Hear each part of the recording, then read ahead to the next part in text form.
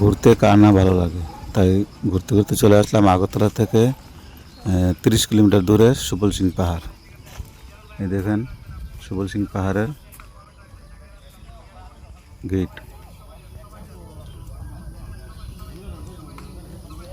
এই হলো ticket counter, আর এদিকে আপনারা দেখছেন বাইক গাড়ি পার্কিং স্বল্প মূল্যে, মাত্র 20 টাকা করে পার্কিং এবং পার হেড এন্ট্রি ফি 20 টাকা। শুধু 20 টাকা দিয়ে আমরা এখানে সুবল সিং পাহাড়ের ন্যাচারাল বিউটি সৌন্দর্য দেখতে পারি, বা প্রকৃতির সঙ্গে মিশে যায়।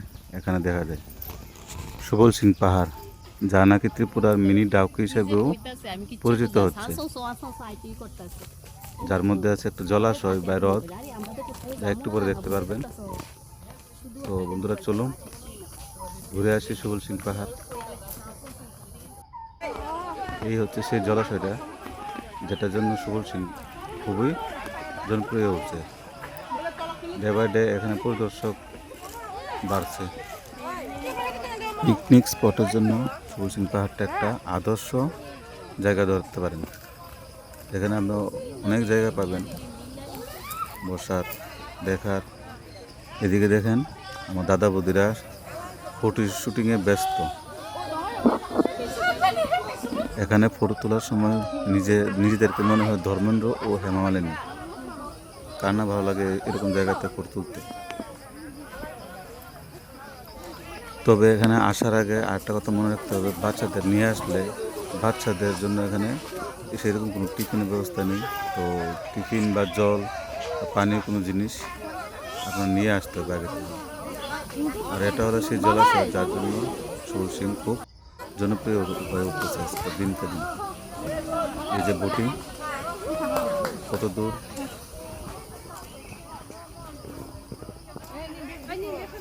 বলা যায়। এই জলাশয়টা খুবই পরিষ্কার, যেখানে আপনি স্নান করলে শরীর একদম ফ্রেশ হয়ে যাবে। এরকম অপরূপ দৃশ্য দেখতে কার না ভালো লাগে।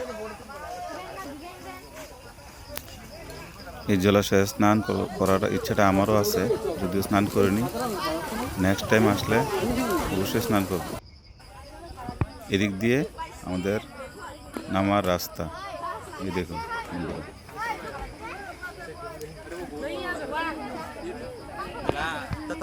কত সুন্দর দৃশ্য।